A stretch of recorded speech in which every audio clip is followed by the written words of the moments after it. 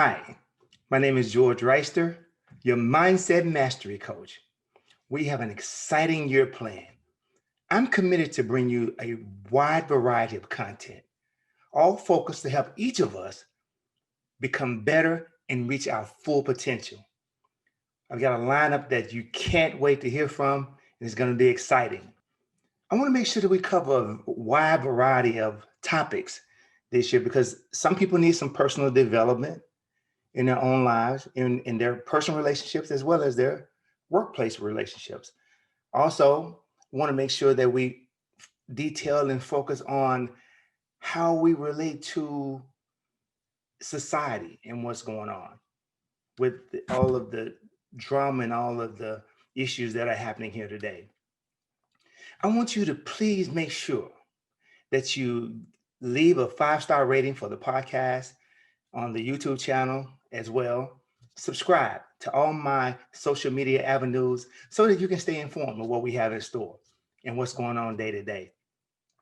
I also want you to remember this year's focus on giving. I am committed to give you the best that I have.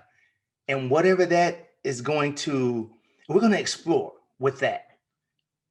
Explore all the possibilities and all the dreams and ambitions that we've said before, hey, that we want to accomplish. Please, in my giving, I want you to look at St. Jude, or in our giving, I want us to look at St. Jude Research Hospital. That is one of my focal point for philanthropy this year. St. Jude, it focuses on children that have cancer. And every family that goes there doesn't pay any money out of their pocket. It's a research center designed to help those in need and to also take the worry and stress out of the lives of the families that are involved there. So please stay tuned, because our first guest, Zoe Wrath, you don't want to miss her. She's an exciting coach in leadership, and she has a wealth of information. So we'll be right back. We'll take a break. We'll come right back, watch the ads, and we'll come back with Zoe. Look forward to talking to you in just a second. All right. This is what everybody's been waiting for, a leadership expert. Hi, I'm George Wrighster, your Mindset Mastery Coach. Today I have a special guest from across the waters. You're going to love her. She's so energetic.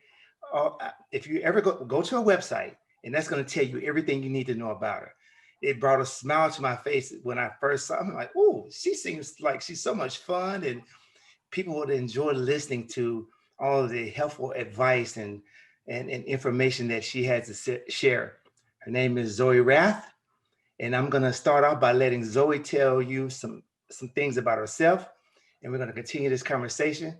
And Zoe, feel free to be open, honest, and whatever you feel like sharing today, the audience wants to hear it. Thank you for that wonderful, warm welcome. I appreciate it. Nice to be here, George. Where things about me you want me to tell you? Well, you plugged me for being from Australia, but you'll notice my accent isn't very Australian. That's because I'm Canadian originally.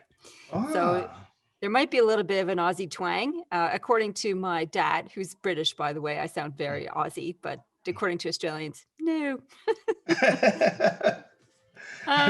I don't know where to start. I mean, I'm not going to start with I was born in and then walk you through 50 years. Probably the highlights of what you need to know is that I'm a leadership expert. I specialize in the people stuff, and the CEOs and their teams that I work with struggle with some things like silos, like backbiting, like leaders not stepping up to the plate to lead effectively. There might be rivalries, there might be competitions, that kind of people dynamics that keeps leaders up at night. Well, that's the stuff I love to unpack with them. And so I love to share frameworks and insights to help leaders navigate that, because leadership, it's like a wilderness, and you can actually learn to read the map, to navigate it. And that's what I do. I help leaders learn to read the map and get through that stuff. Wow, that's exciting. And when I looked over your website, it was something that caught my eye, and I'm going to tell you what it is. It said that you like to work with leaders who think big, who have big hearts, and who want to make big differences. That is amazing. And that's exactly what the workforce needs and the people that they are managing and the team that they're leading. Tell me what your process is for accomplishing that. I know, just a small ambition, really. Create help big thinkers with big hearts make a big difference. Mhm, My process for accomplishing that is, well, I guess I have different platforms to mhm, get that message out. Um, I guess if you boil it down to the core essence of what I want to do with leaders to achieve that aim is to expand their perspective, because perspective is power. And mhm, when we learn to see wider, further, and deeper on all the issues that face us as leaders, it gives us a much better insight and more strategic way of taking the right actions to create the change that we want. So a mhm, lot of the work I do is around exploring perspective. And I use maps for that. I use frameworks and maps to help people get an insight into what it is that they're looking at. That's probably the starting point in terms of message and method. The platforms I have, I'm an author. I've written 4 books so far. I'm a speaker. I do leadership training and I do executive coaching. And those are kind of the primary methodologies of how I interact with folks. But what, you never know. Like, you don't need to have an official platform to do that. As mhm, somebody who works with leaders, um, you just need to have conversations with folks, and you're that can right. be a huge ripple effect. And I can relate to that so much because I worked for in my earlier years, I worked for Federal Express for about 14 years. But when I Oh, started with wow. Yes, I started with Federal Express in Memphis because I'm originally from Memphis, Tennessee. And I started a little bit right after high school. So it was in 1979. And Fred Smith, the owner of FedEx, would come out every night to the hub because I started out in the hub. And there was a mezzanine. And he would stand on the mezzanine, him and another executive by the name of Jim Barksdale, and he would give the vision for the night every night. And not only would he give the vision, he'd also talk about what had happened the night before, how many packages were delivered, how many were, what the ratings were. He just gave us a whole detailed outlook and helped us. He made us feel a part of the company. Even though we weren't on the executive level, we felt like executives and we felt like we had the tools to go forth and execute the plan that he had for us to do that night. And it was an amazing. So with what you're doing, I totally resonate. It resonated with me and I got it. And I said, oh man.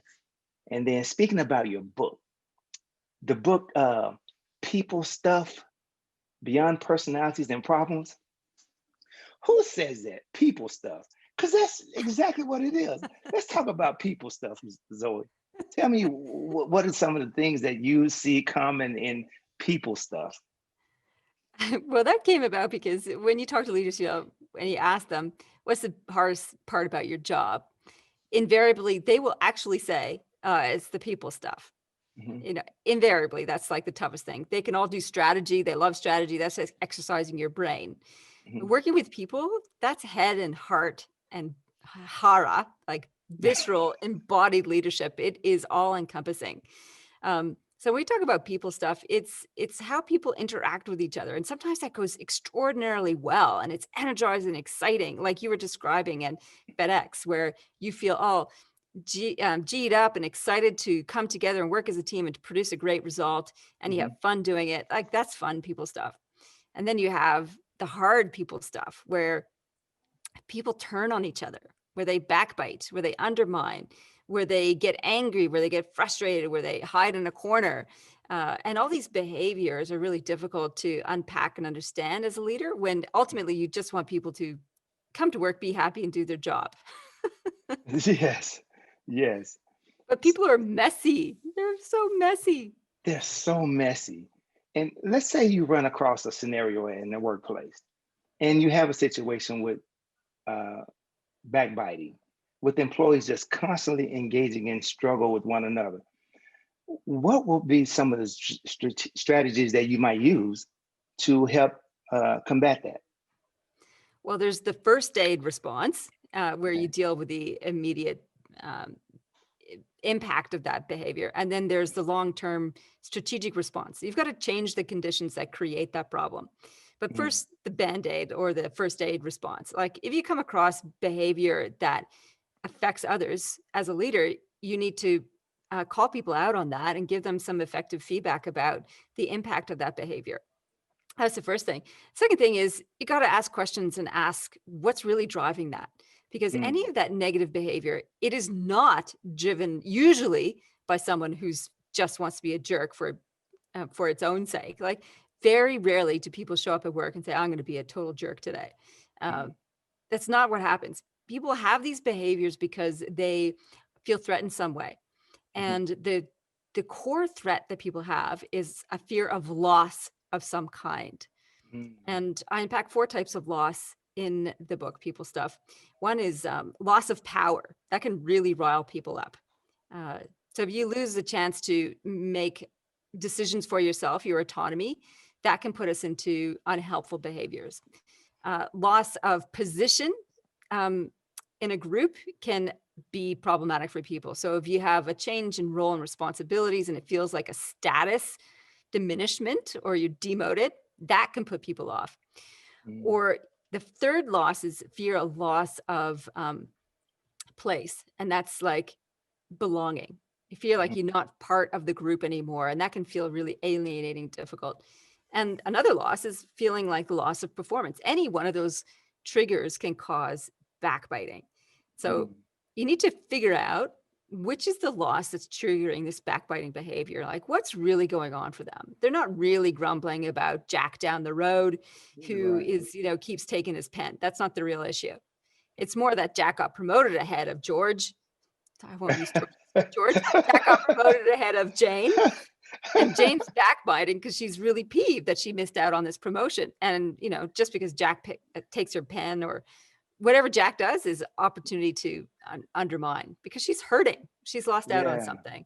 So as Yes. a leader, you need to stop that behavior in the first place because it's Mhm, damaging and then figure out what's going on for them. What's the trigger that's caused that? So that's sort of like the first 2 steps. And the third step is like, how are your systems? How have you set up your team? Do yes. they feel confident enough and and safe enough to raise issues with each other and with the leader? And if that's not in place, then you've got some structural issues to do with your structural issues and work to do with your team to set the safety up for the team. Communication strategies. So you can peel down the layers to get to the real solution. But just slapping someone around the head saying, "Hey, don't do backbiting," that's not going to Right. solve the problem. Yes, yes. And that was going to be one of the questions I asked also. And how much responsibility did leadership have to rectifying or making sure that they shape how the employees feel about one another and themselves in the work environment? And do you think that may be one of the strategic focal points sometimes? Because, sometimes leaders don't think that they're doing anything wrong or they don't have to make an adjustment. They think it's the employee. How much responsibility do you think the employer or the leader has to do with that? I want to say 100%, but that's not entirely true. I think Hmm. the leader needs to be accountable for the morale in the workplace for sure. Morale on Hmm. their immediate team and morale across the broader organization. Are they completely responsible for it? No, not as completely responsible. So the leader's responsibilities in setting the tone and the mood and the safety is paramount because they are backed with authority. And when we are backed with authority in our positions, whatever we do and say, however we show up, is magnified and amplified throughout an organization. It's a hugely powerful position to be in. And so we have the power to shape it for good or for evil.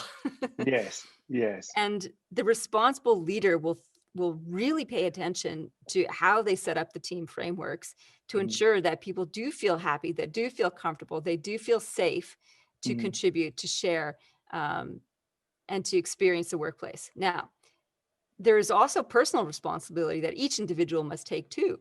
So, whatever they show up in the workplace, whether they have a authority title with them or not, is incredibly important. We are all um, powerful energy emitters, and mm. we each need to take responsibility for how we show up Yes, every day. Are we putting yes. out positive vibes or negative vibes? It does have an impact. If we have authority on top of that, the impact is magnified considerably.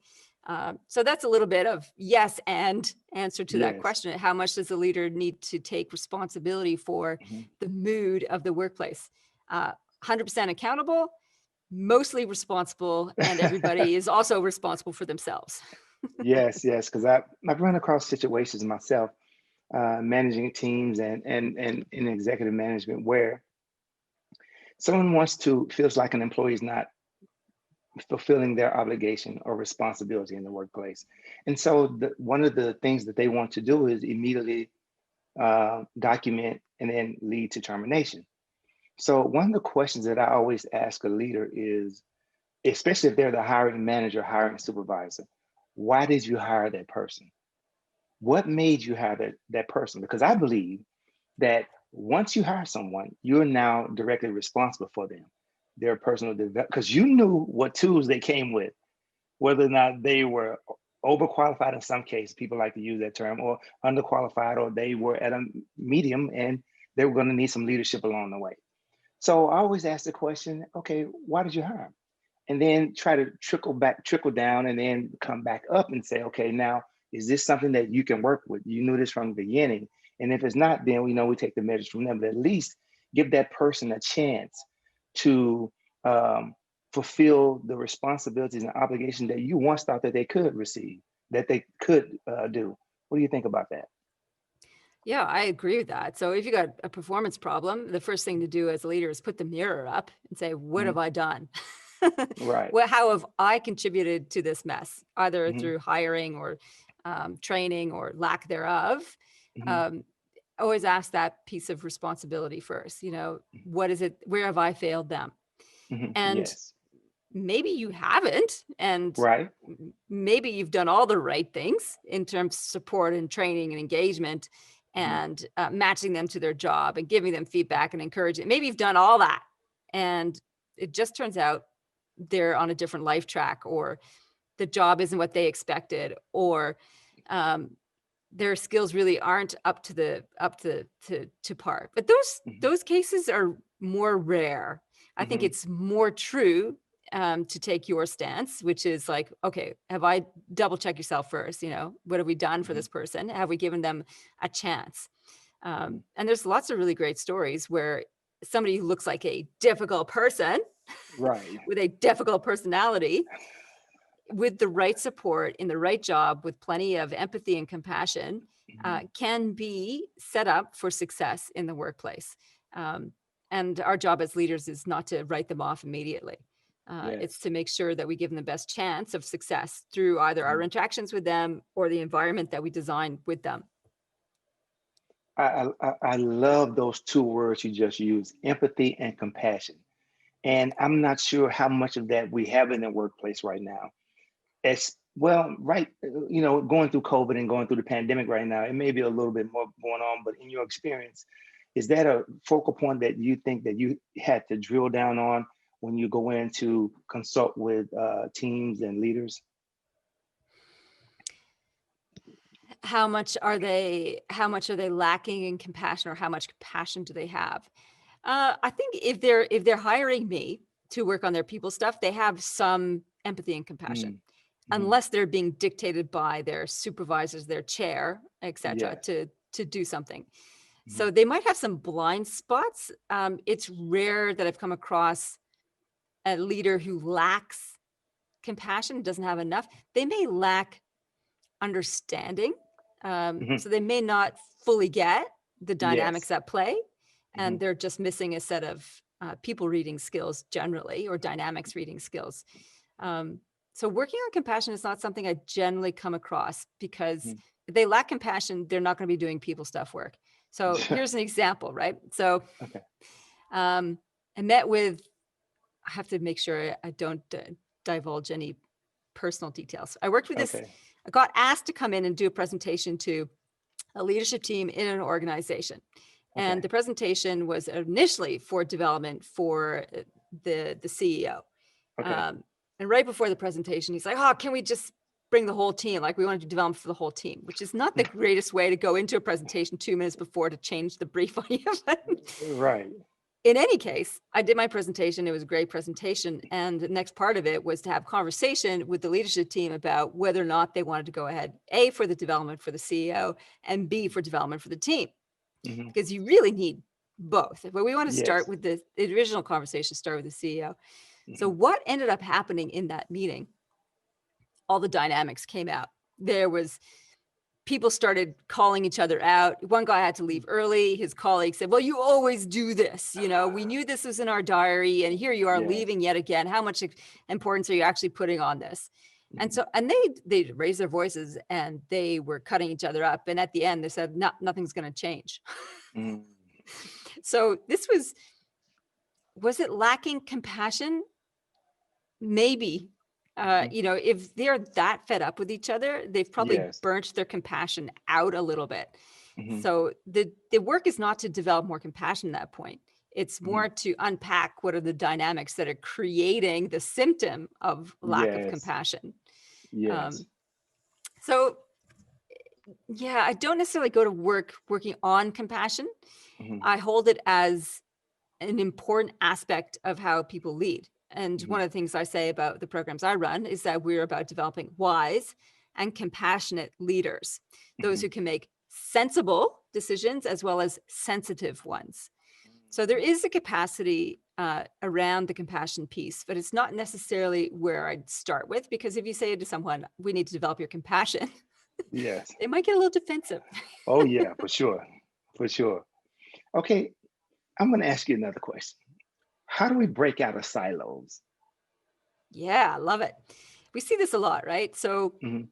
in high achievers who Mhm. want to make their mark on executive teams, say, for example, they are very enthusiastic about their own work responsibilities, their own work area, their own team, because Mhm. they have a sense of control and autonomy with that generally. And so they Mhm. focus a lot of their energy on building up their own individual platform.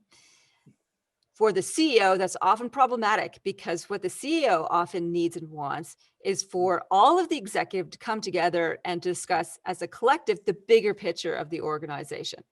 Okay. And often that doesn't happen.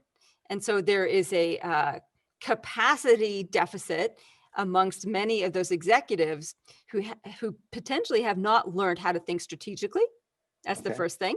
So they Mhm. may be lacking a skill in strategic thinking.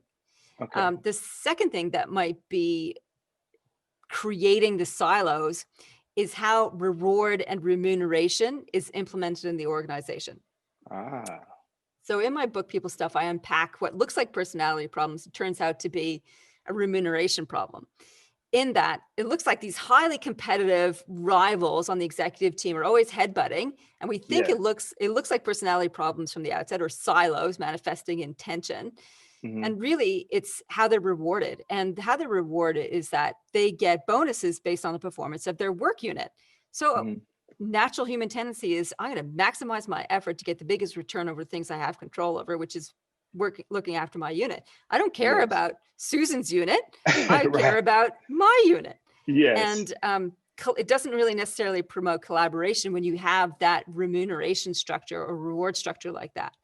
So Uh-huh. sometimes this has two things, right, that are possibly at play with silos. One is they lack the strategic thinking skills or awareness about what they Yes. could be doing on the Mhm. executive. And two, it's probably systems that are driving that dynamic. Um, I would bet, you know, out of all the executive I work with, I think those two reasons are the reasons that we have silos. Um, Ah. yeah, those are the Okay. main ones I see come up. Okay. Okay. That's interesting. Now, you know, I'm always in a position of wherever I am, because I work with youth a lot, as well as I work with adults. And I want to know this question, the answer to this question. How do you turn critics into champions? Turning critics into champions. It's about listening. Mhm. So it's about understanding where that person is coming from. So if you're talking about critics, I'm not thinking about like people who critique your work. So like Mhm. book reviews and stuff, because you don't Right. necessarily have a chance to converse with the people who leave you Mhm. terrible reviews. If you're Mhm. talking about critics, like somebody who's on your team who doesn't like your style, or Mhm. your how you approach things. It Yes. really is about understanding. So it's Mm-hmm. about going in with curiosity. Mm-hmm. So there's a major obstacle for turning critics into champions. The Okay. first one is putting up the mirror again. And often it's because we have one of the shadows of the elder come in. So the elder is an archetype I always encourage leaders to embody. And if they're not careful, one of the traps of power and authority is hubris. So Mm. arrogance. And Yes. as we rise higher and higher in the ranks, we can get hoodwinked by this energizing experience of power and authority. And all of a sudden we Yes. find ourselves being blinkered and blind and Mm-hmm. losing compassion and empathy because we've got all this hubris and arrogance happening. Mm-hmm. So the cure for that is humility, Yes. realizing that every day is a new beginning. Every day we're showing up with beginner's mind. Mm-hmm. The second one is curiosity, Mm. and asking questions. So why is this person my critic? What Yes. is it about what I'm doing, saying, or being that is pushing their buttons? What's going on for them? How have I contributed in some way? And the third antidote to it is care, actually caring about the other human being. You cannot turn a Yes. critic into a champion unless you care about them. Yes. So with all that in mind, so if you show up with somebody who's your critic on Mm-hmm. your team, who's feels like an enemy, and you go, right, dial it down, don't be defensive. That's Mm-hmm. like dial down your hubris, dial up your humility. You've done Yes. something you're not aware of, potentially. Be Mm-hmm. curious about that and care about the other human and your relationship with them, and have a curious conversation, an empathetic conversation, really trying to understand where they're coming from. Okay. When you do that, when you ask someone about how you think, how you feel, tell me more, people will feel your genuineness and your Mm. authenticity, and they will warm to that. If you then Yes. ask them for help me to see this better, Mm-hmm. show me what I could be doing differently, Mm-hmm. you have then positioned them in a place of authority, and they will Mm-hmm. feel warmly towards you as well. So that's a quick view of how to turn critics into champions. Care, Yes. curiosity, and humility. And you know what? That reminds me of um, in the individuals that I interact with, especially on the youth level. There's a big concern with language, how we speak, how they speak to each other, and what words they use, and how uh, either uplifting or deteriorating words they can use to one another that will actually destroy someone's confidence or keep someone from seeing or reaching their full potential. I think that that's a big dynamic in the workplace as well. Nowadays, there's such a difference in age and demographics in some work environments. Do you think that that causes or that creates a gap in the communication and how employees or staff deal with one another? Oh, yeah. Words are weapons. Yes. And I think we need to be mindful of how we wield them. Um, so, and I hear this, I'm always mindful to tell my husband, say, for example, when he makes a mistake, like we share a home office now with COVID. Mhm. So I'm across from his work a lot. And if he makes a mistake and he insults himself, it's like, oh, you idiot. He's talking to himself. I'm like, Mhm. don't talk to yourself that way. Yes. So we can wound ourselves with the language that we speak. We need to think about that. So I think that self-talk is really important. Yes. And then how we teasingly call people names, Oh, yes. that can be meant good and naturedly. It can Mhm. be quite damaging. I Mhm. think we need to be mindful of that. The other piece that you talk about in terms of generational differences and generational attitudes towards how they communicate, let alone the words, is Mhm. something that needs to be discussed and explored. Absolutely. Like, Mhm. I know that teenagers bury themselves in their devices and will prefer to text as opposed to pick up the phone. And this Yes. befuddles the 50-year-olds. They're like, just pick up the phone, Right. have a conversation. Thank So you. I was at my friend's house over the Christmas holiday, and they have 2 teenage daughters, and their eldest, she's 14, just bought herself a new phone. She got herself a Mm. job, bought herself a new Mhm. phone. And the dad, my friend, was saying, right, if you're going to use this phone, you have to make an actual phone call with it. She'd had it a week. She had not used her phone to make a phone call. I'm like, What? that's right. And he's like, do you even know how? She's like, I guess I can figure it out. He's like, all right, your mission, unless you want to do the dishes tonight, is to make an actual phone call and have a conversation with someone. Mhm. So Wow. she had to demonstrate picking up the phone, dialing, calling, and chatting to her friend. And it was weird because the friend was like, why are you calling me? Why didn't you just text me? Exactly. Oh, young people. I mean, we just had this conversation with one of my grandsons last night. It's amazing that you brought this up. And in his language with his friends, they're gaming, they're playing on the game, and so now they're insulting each other about the move that they made because they're on the team together. And I'm like, finally, I couldn't take it anymore. I came downstairs. I said, listen, if you're going to continue to play on this game, you have got to use more positive language or some constructive language to get your point across, not the words you're using. I can't take it. I just had enough of it. And he said, Puppy, we always talk to each other. I said, that's the problem.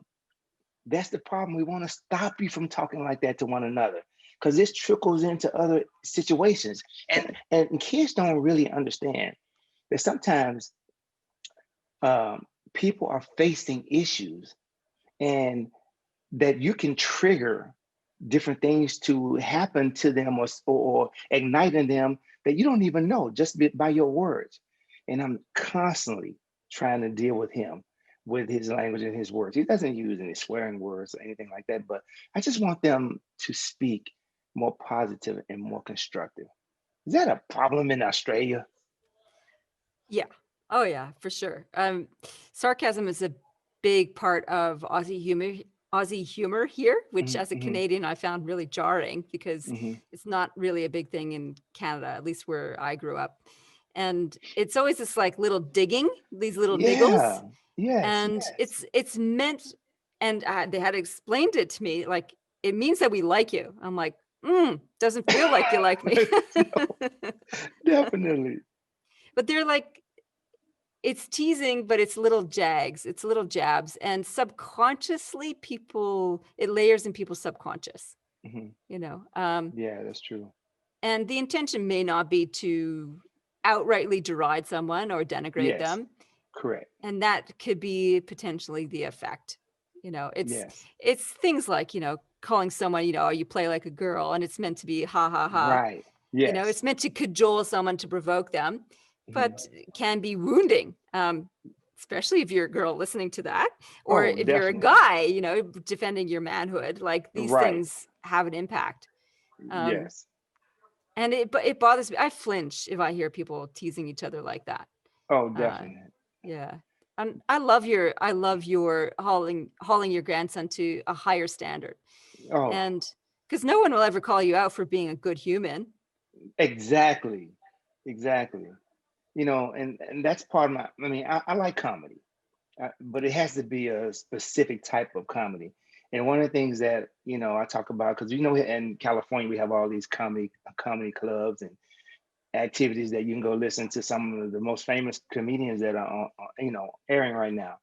And I'm very particular about the ones that I go to because some of it is so insulting to the individuals that's in the audience, even if it's not me, it's someone else. And I don't think that they take into account that those words that they're saying and how it's going to impact that person. They may laugh it off sitting there in the presence of everybody else, but when they leave there, they don't realize the effect that it's going to have on that individual. So I'm very Mm, particular about what I listen to on a day-to-day basis. Now, so I'm going to ask you yeah. I'm going to ask you a question, or should I say, I'm going to let you leave our audience with any information or anything that you feel, that's on your heart right now that you want to say. Because I'm not sure, how often do you get a chance to tap into the US? How do I get a chance to tap into the US? I've been on a number of podcasts in the US. So Uh-huh. with the launch and success of my latest book, more so than other times. I've got my own podcast as well. I know I do have US listeners, but I don't know, you're setting the scene now. I'm going to broadcast it to the US. My goodness.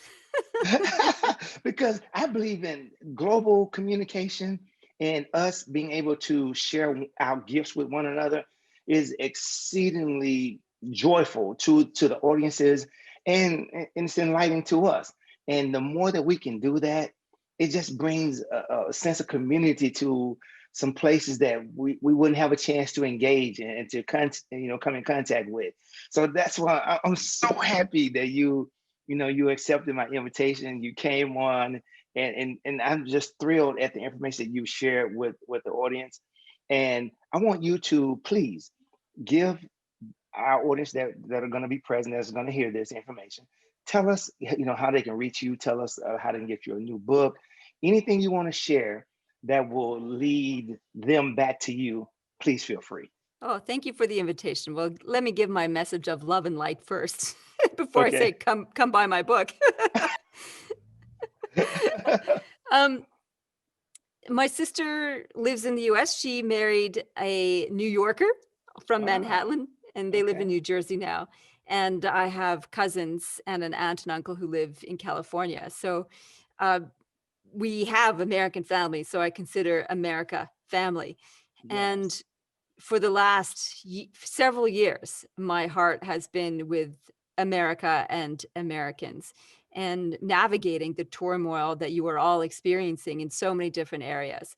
And if I could write a love letter to America, it would be this, is that we're all in this together, and that we are all humans worthy of understanding and appreciation and love, no matter what side of the political or economic or racial fence that we sit on.